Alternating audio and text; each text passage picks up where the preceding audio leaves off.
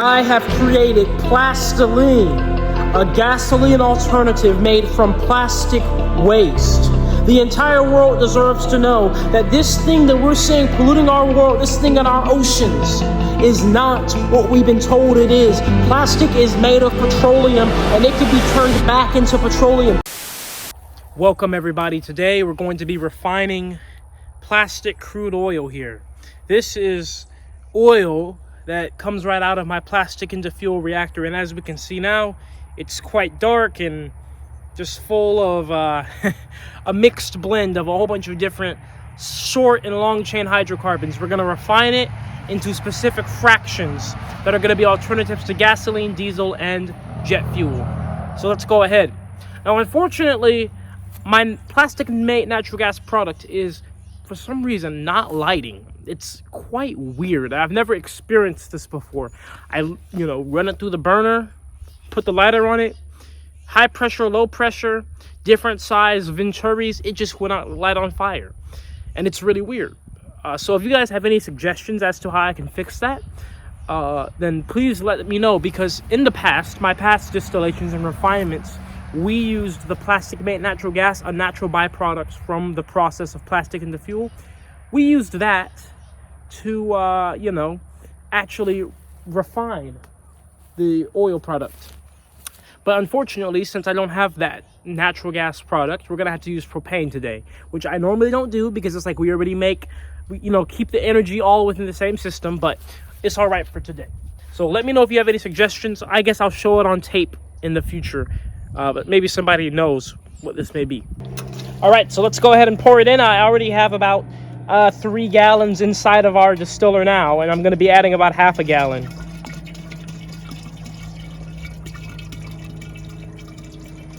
You can see some clumps there, and that's actually solidified wax products. So this oil, like I said, is a huge mix, and that's why we have to refine it to make it more uniform product. So after complete assembly, this is the distiller here, and what we have here is a 2-port system that's going to correlate with different fractions. This is a fractional distiller, so of course the PlastiCrude product is put here. This is the heaviest product, and then it goes up here, and this is a closed valve for now. We'll get to this later. Nonetheless, we're going to heat it up underneath with propane. It's going to vaporize. There's no air or oxygen, so we're not burned. It's going to vaporize just like when water turns into steam. Vapor will rise. This is a packed column. This column has a whole bunch of copper, mesh in it, and some steel wool. That's going to act almost in a catalytic way too, because the copper will react with possible sulfates or sulfides in there, or create sulfides like copper sulfide, copper sulfate. If there were sulfur, there's not sulfur in plastic, however, though. But nonetheless, packed column also serves as a high surface area, which will allow for better separation of the different fractions, because what's going to happen is the vapors are going to rise up, they're going to hit this high surface area and condense and turn back to liquid and be falling down while other vapors are coming up, and they're going to interact with each other, the gases and the different liquids, and then they're going to cause the fraction above this, or the vapors that do make it up all the way up here, to be much purer than if this was just an open column. So anyway, vapors will come up here, and then they're going to come down here to these shotgun condensers. There's actually a shotgun condenser too without water going through it, but these two have water going through them, and then it's cooled by water, pretty warm water, but nonetheless the vapors will come out here, and then they'll be condensed into liquid by the time they come down here, and this will be our Plastiline, or our gasoline alternative product. Now, after all the Plastiline has been expelled, the reason why we have this T here is actually for the PlastiDiesel, and the reason being is the PlastiDiesel actually boils over at such a high boiling point, around 400 degrees C, actually very hot. And so since it boils over at such a hot point, it actually will solidify before it ever can get this high up. It'll solidify, and so it actually has to come out earlier, and it cools down so fast that it doesn't even need water to cool down the jacket, right? It's gonna just stay liquid as soon as it hits even, what we consider hot temperatures. So That's why this product will come out here. So will the jet fuel alternative come out here, the plastic kerosene. They're kind of one and the same, to be honest. If you look into what kerosene or jet fuel is, it's almost identical to diesel. You could put jet fuel in a diesel engine, just for reference. So there we go. Now let's go ahead and light this fire, get this thing started. It really is a waiting game after that. Nobody believed me when I said that I can make a 100% natural and synthetic chemical-free deodorant that smells amazing and lasts for over 24 hours. But I did anyway. I started Jab Aroma. You don't believe me? Just watch. Take a look at what people have to say about it. That's right. We no longer have to give ourselves or give our children all these crazy ingredients in deodorant just to deodorize ourselves. Some of these chemicals are linked to diseases like Alzheimer's, and we're putting that on our bodies every day. Take a look at Jab Aroma deodorant. The amount of ingredients, only 5, all natural and effective ingredients. And that's all we need. Even your favorite big box store deodorant that's supposedly natural and barely even works. Take a look at the ingredients. Take a look at how it says there's fragrance in there. What is fragrance? Fragrance means that they take synthetic crude oil. You heard that? Somebody just ordered Jab Aroma in the middle of me filming this. Thank you so much, Kevin B, for your order. Fragrance is when they take crude oil and they basically derive the smell from synthetic chemicals made in a lab. And this stuff barely works anyway. Let's be real, this natural stuff from the big box stores. We make all of our scents 100% from essential oils. They smell so good, just like you saw the review said, and it works. Take a look at 3 of our many scents. Obsidian scented deodorant, Citrus Rain scented deodorant, Zen Retreat scented deodorant, all made from 100% essential oils, all last over 24 hours, all only 5 ingredients. This is what we do at Jab Aroma. I believe we all deserve the right to believe when we're told something is natural that it truly is. You get these products, you support a small business, you support me and my plastic into fuel journey. 10% of all profits go to my reactor. You can send me back your plastic and get 5% off for life. And you know this is in the right hands. Made by hand, made by humans, small business. Get you some Jab Aroma products. Support your health, support your body. Plastiline. So I got a little bit of plastiline. You hear it in there. It's about 1/4 gallon. Listen, if you're in Austin, Texas, and you own a motorcycle, motorbike, and you'll be available on Saturday the 5th, please reach out to me. Let me know because I'm going to be partnering with the Color Cartel, and I'll be in Austin, Texas, April 5th. We're going to be doing a meet and greet, but we love to do a live fuel test as well on a vehicle. So this is probably only enough for a bike, you know, to completely drain it. And then put that in there. But if you have a motorcycle, that would be awesome. But I also did make a gallon of the PlastiDiesel. I've been having so many delays with the machine, and I've just been barely able to make this stuff. But nonetheless, you can RSVP at Naturejab.com/meet. And I'm going to answer some of the questions. Some of the people who have signed up have asked. Some people have asked, will I have Jab Aroma products there? Yes, I will have my Jab Aroma products, my natural products brand. I'll be bringing about 50 deodorants with me, and I'll be selling them at a huge discount, $10 a deodorant. That's it, just flat, just like that. Another question, are kids allowed? Yes, kids are allowed. You can bring other people with you. There's no limit on the amount of people. The next question, you said, how will you commercialize this tech, or how do I plan to commercialize this tech? By doing what I've been doing, you know, just sitting here and working hard, you know, going back and forth, problem, reaction, solution. Just keep finding solutions to new problems as they keep coming up. You know, that's what innovation is all about. You know, having the heart to keep working and working hard, no matter what the adversity may be, and just knowing, you know, I'm doing this for humanity, I'm doing this for Earth, I'm doing this for myself. And, you know, I hope for a better future for all of us. And, you know, regardless of whatever that looks like with my technology, I'm going to keep working until I achieve that better future for everybody. So once again, you can RSVP at Naturejab.com/meet. And thank you, Color Cartel, for this collaboration here. And hopefully we'll be able to run something. Guys, once again, let me know if you have a bike, a motorcycle in Austin, Texas, or even if you'll be in Austin, Texas. All right? Take care.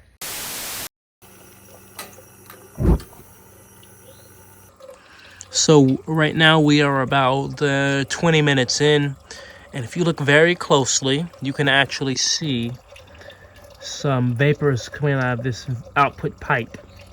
And these initial vapors that come out, what ends up happening is there are vapors that are dissolved within the plastic crude oil product. If you ever watch a video on how I actually make the product through this machine that's right here, you'll know that the vapors that come out, or the oils that come out initially, are actually in the presence of vapors, and some of those get dissolved into the oil. And basically, when that happens, those vapors are going to be the first thing that comes over, and those vapors in particular are permanent vapors, meaning they will never be oil. And while I'm saying all this, that was actually really cool that I caught it. But we're getting our first drips now. Unfortunately, these pipes I'm using here are dirty, and so I'm kind of cleaning them out with the first initial bits of stuff that comes over. So if you could see, this is very dirty looking distillate. It's supposed to be golden, and it will be in enough time. Like, it's going to be pretty much this color. This is some distillate I've made earlier when I had my pipes clean. But what I've done is I've actually included another pipe in this system to better cool it down, because I was getting a lot of vapors coming out here, to the point where I was thinking that some of these vapors are actually condensable, and they can be oils, but they weren't cooling down in time because there was just not enough. I only had one condenser cooled by water initially. I added this other one, but this other condenser used to have other oil in it, so that's kind of what we're seeing here, this mix. But it's okay, because this can just be put right back into the distiller, not while it's operating, but once this cools down. So like, it can be put in tomorrow, for example, and it will all be good. And taking a look at this, it actually kind of looks, it's very thick stuff coming out. And I'm actually gonna orientate myself to the side here, because it looks like it's actually like it might actually build up some pressure here and shoot out, and I don't want to be in front of it if it does that. So this is very thick things coming out here. If we come over here, this is a little bit sideways, but take a look at our thermometer. And this thermometer is an internal up here right before the vapors come over, so it pretty much represents the condensate temperature. And you can see this thermometer right now is just at 90, about 92.3, 93 C. And what ends up happening is, when we're looking for plastiline, that's the temperature we're looking for it to come over at, around that temperature range, 90 to about 125, 130 C. Even as sometimes you can go up to as high as like 160, 180. I'll put the chart up on the screen for what you expect gasoline alternative products to come over at, because people always ask me, how do you know when it's your plastiline? How do you know when it's PlastiDiesel? It's all about the temperature in which it comes over. So going back over here, you can see all this really thick stuff came out, thick, dirty, musky stuff. But actually, now take a look at the condensate dripping out. Look at that. Damn near clear. That's what we expect. So I'm going to switch this beaker out. And just for the record, everybody, because if any of you that have been around here for about a year at this point, I got blown up last year by my distiller. Not this exact one, but one that was very similar. I'm using a better tank now. But I got blown up and I got burnt. So I do have all my PPE on. I have safety glasses, fireproof, 100% natural fibers on. This shirt is even 100% cotton in the event of an explosion and fire. I'm wearing my boots, my Red Winged fire rated boots. And so I have all my PPE on. I'm staying safe. I've learned from my mistakes. So let's go ahead and switch this beaker out. So swapping out the beakers can be a potentially messy process. It depends on the flow in which condensate is coming out. Right now it's slowed down a lot, so now is the perfect time to do it. So let me stop yapping and do it before it gets difficult. So got glove on, just take this beaker out, put this beaker under, try to do it quick, and then now we'll have fresh condensate coming into here that has, you know, all this dirty mucky stuff has been cleared out now, and so it should start to look a lot like this now. While this is dripping away, I did want to kind of take time to highlight the importance and significance in distillation of having just a really low, slow, controlled flame. You know, propane is amazing for that. But I can do the same thing with my plastic-made natural gas product, which I normally keep pressurized amongst all of these tanks over here. So what ends up happening is the plastic in this machine, right? You see I have some back there. some carbon product up here. But anyway, it's heated up by microwaves, which are on the sides here. Microwaves heat it up, and then they end up turning it into a vapor. Now I have my condensation system over here. It all fell over. But nonetheless, that vapor goes through all this, and then the liquids end up going into the keg, the oil. And the rest of the vapors can never be oil. They actually end up being a flammable vapor that is very similar to natural gas. And it goes through this recovery pump, and this recovery pump puts it out under pressure into these tanks. And the issue I've been running into is, well, unfortunately, these tanks, they're holding it on. They're holding it well. Right now, there's none in here, but we'll normally get up to about 200-300 psi of this stuff amongst all these tanks spread across. I even have a nice filter and drying column here, so it dries the gas very good. It also filters it very well. What ends up happening is by the time I go to light the gas under here, it just doesn't light on fire, and it's weird because it's not like it's never worked. It's worked before. I've made plenty of distillate, right? Like we're seeing there. From this, I've made plenty from the natural gas in the past. It's just like right now, specifically now when I run the machine, it's just not making a flammable gas. It smells like natural gas, right? So I know that there's something there. I don't know what's up with it. It's really weird. Every plastic will give you different yields of things, but I'm doing mixed plastic, guys, so I don't know what the problem is. But if you guys could let me know, or point me in any direction where I can find a solution, please let me know. Because, we are running it off of propane today. This is actually the first time since I've been in Alabama doing distillation with propane. We've done all the past distillations. I've made about a little bit over a gallon of pure plastiline off of just a natural gas product. But it just stopped lighting on fire. Even when I do multiple different runs, I've been trying to, like one run I disconnected the filtering drying column. It still, didn't light. So I don't know what's going on, but we'll figure it out. Hopefully before I finish all these big upgrades I'm doing, we can figure it out. So this is what we expect. This is what we look for. Right here. That is absolute beautiful plastiline. In fact, that's even cleaner than what I've made before. Gorgeous. At this point in time, all these pipes are hot to the touch. In fact, so hot that merely holding your hand there can cause burns. But we're working at about almost 100 C across the board, distillate condensate temperature, and it's looking beautiful.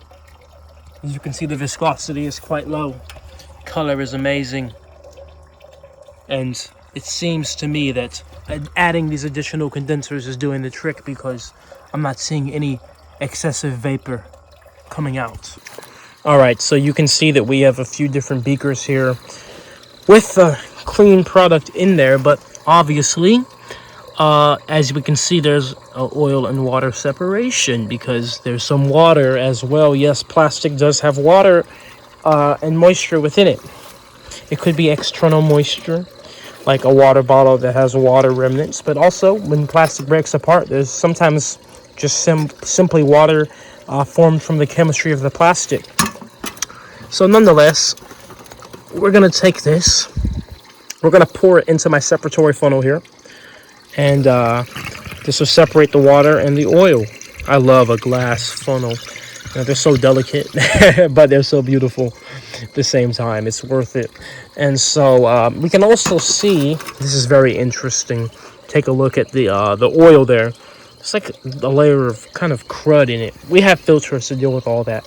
We're not going to filter it until we get all this water out. You can see how much water there is versus oil, and this is really just in the beginning stages of distillation. The amount of water eventually trickles out and you're just getting pure oil, especially as the temperature goes up even more. Of course, we know water's boiling point is 212 degrees Fahrenheit or 100 degrees centigrade, and right now, look, we're literally right at water's boiling point. But once all this water comes out and the temperature rises again, there'll be pretty much no water. But all we do now is we take all this and we separate it out.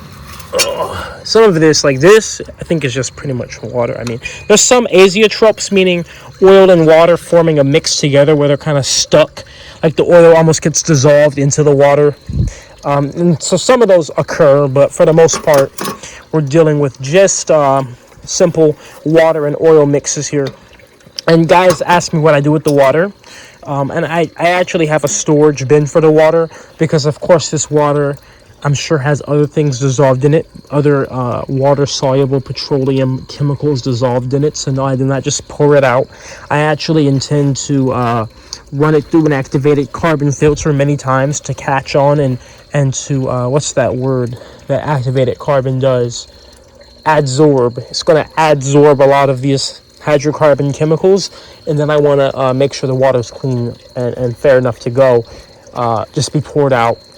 So I got to send it, of course, to a lab to test that after it's ran through activated carbon a few times, and then the activated carbon itself can just be put into the machine once it's, dealt with. So we kind of have a closed system here. So we're going to go ahead and get this water out, give it some time to separate, but it's pretty much all separated now. You see the water's pretty clean. I'm sure it has a smell to it. I'm sure it has a taste to it. So I'm saying it's clear, right? Like, it's not disgusting looking water, right? But obviously it has chemicals. In fact, you can see a little bit of a hue and a tint to it, actually. So yeah, that's the thing. And like I said, we didn't really get that much oil so far. We did get all of this, and I wish I got it on tape, but actually this pipe was clogged with a big piece of wax, probably from this dirty pipe that I mentioned before.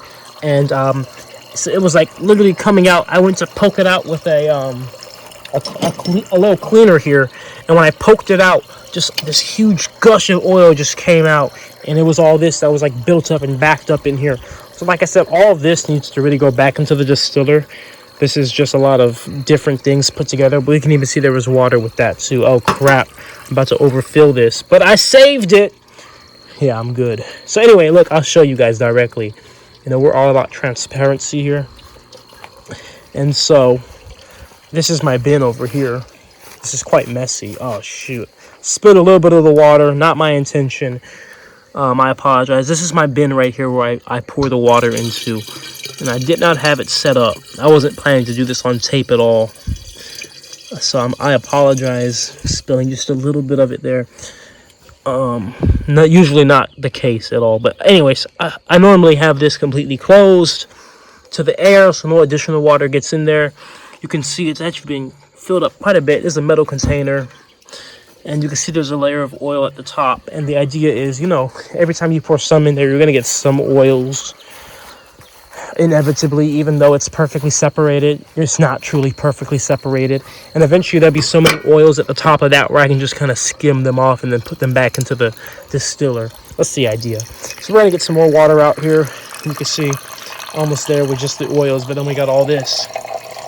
And notice, I believe it's I forgot the name of the effect, but nonetheless, the light refracting within the mixture, because notice how it's so light here, but over here it's more dark. It's still clear and clean looking, but nonetheless, it's still, look at that kind of crud, more like I don't know what that brown stuff is. It's not oil, it's not water either. It's denser than oil, but lighter than water. It floats above the water, but it's so dense. You see, look at it just building up down there. We'll give that some time to just build up.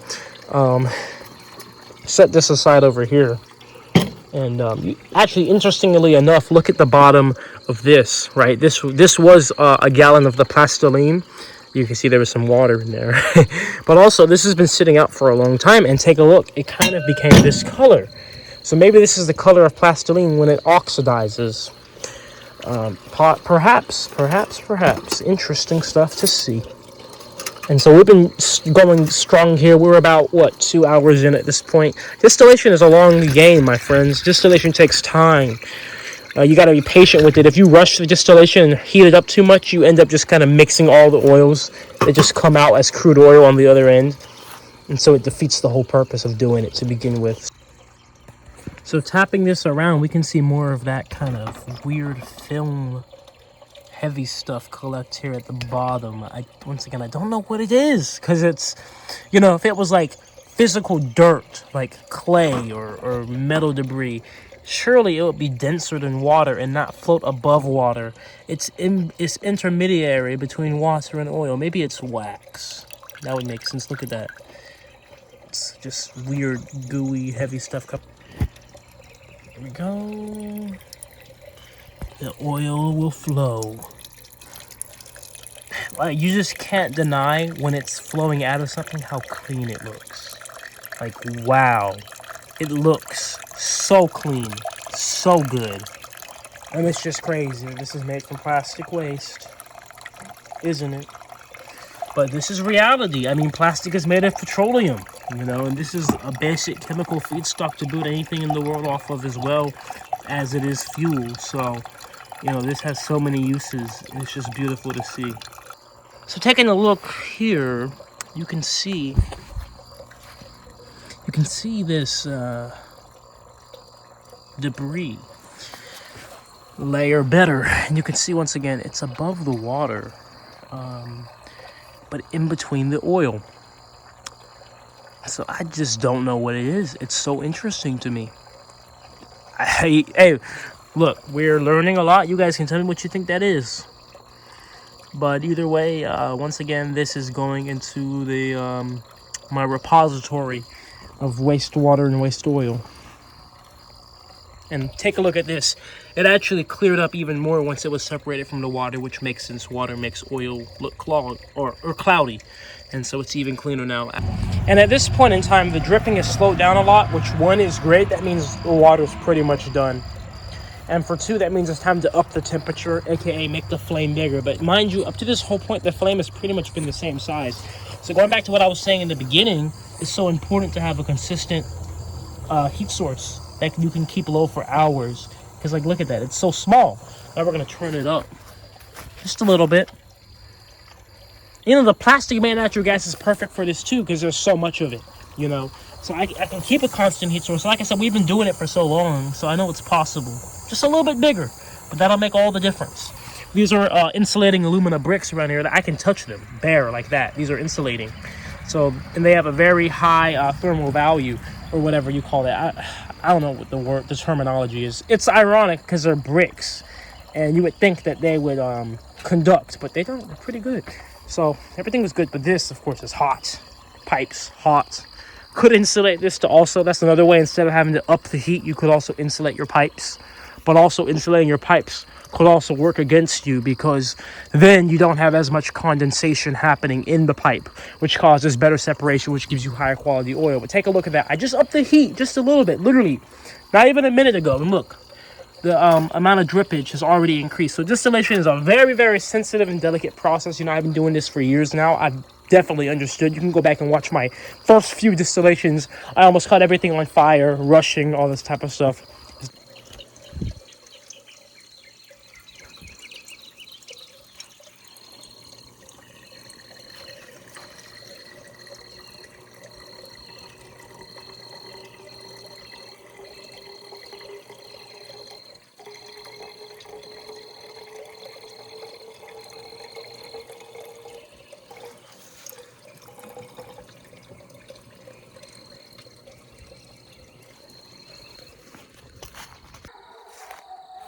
Well, sounds like I'm here to have my nightly welcome in Alabama.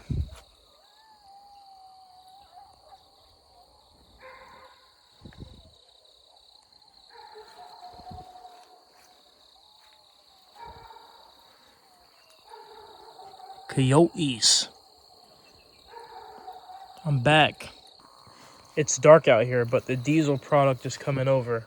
And we know it because the temperatures are very hot. In fact, the thermometer is maxed out. But you can also tell because of the color. It's going through a big difference. It's kind of more orange. There's a lot of vapors coming out, but I don't know if you can see it. A ton of vapors because the water is actually hot now. This big tub is actually warmed up completely. And so the thermometer is completely gone 360. And now it's back around. I don't know if that means that we're at like 280. I don't know, but it's hot. Everything is hot as heck. Like I said, a ton of vapors, but this is definitely the more diesel-esque product. You can see it's more orange or reddish down there. Especially in here, you can see that. Look at that red. That's that diesel versus the plastiline. Good day, everybody. We're back at it. I had to cut the last distillation short. It just got dark out here. It was nighttime. And we are here now. We completely went through all of the plastiline fraction. As you can see, collectively, this is over a liter here. Not much, but you know, a decent amount. Right now, we're getting the PlastiDiesel fraction out. And you see we're using the lower column here, and it's kind of exactly what I was telling you about. First of all, like, just you can look at the color of this, and you can also tell it's like solidifying. It's weird. And I don't even know, I mean, it shouldn't be any water left in there, but it kind of looks like it is water, right? I don't know. It's weird stuff going on. I've been running this distiller, heating it up for about an hour and a half at this point.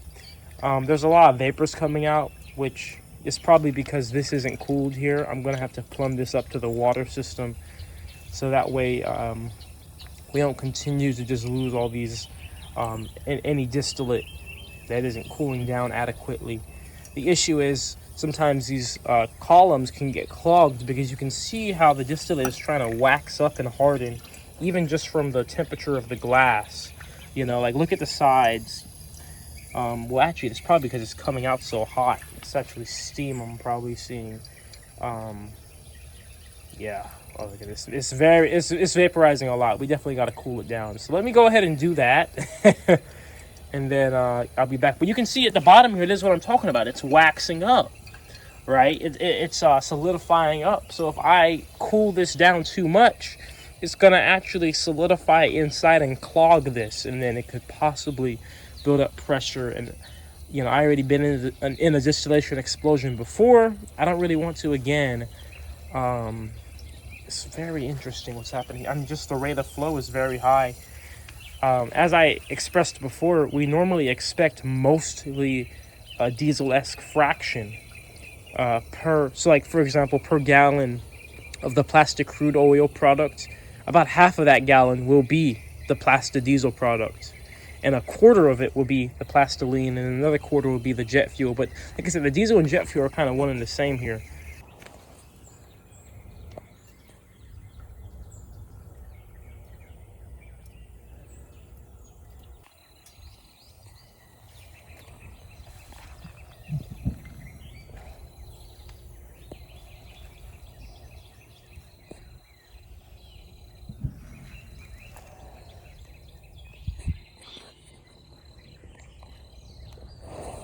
Take a look at the bottom of this. It's like a block of wax. But I've also actually noticed something, because I just poured in the rest of the diesel, but I've passed it through this dirty fuel filter, which actually also separates out water.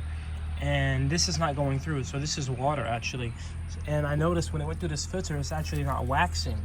So the wax is actually probably forming from azeotropes of water and the PlastiDiesel products mixing together, reacting with air or oxygen or something. But nonetheless, I'm just gonna pour the rest of this through and get all the water out. And so it turns out of this whole gallon, only half of it was the real PlastiDiesel. The other half was this weird mix of water and fuel. And you can actually see it's actually literally formed a solid clump at the bottom of this glass. I've never seen this before. This is very interesting to me. You can see this is what it looks like when it's poured out. Once again, I put more in the top. It just, you know, it doesn't separate out. It's so weird. I wouldn't even think water could come over at such high temperatures. Maybe it isn't water, but it sure looks like it and acts like it. This is really weird. So you guys let me know what you think. You know, this is all very interesting chemistry. Look at that, like the viscosity, like water. So I don't know what the heck is going on. But this chemistry stuff. And also there's so many different variables, because this was such a wide mix of products that were in this reactor, or in this distiller. Such a wide mix of different runs that we've been doing and stuff, so it's really weird. But there you have it. We have about a gallon of PlastiDiesel. I poured in about a quarter of a gallon of Plastoline inside the tank over there, and hopefully we have enough.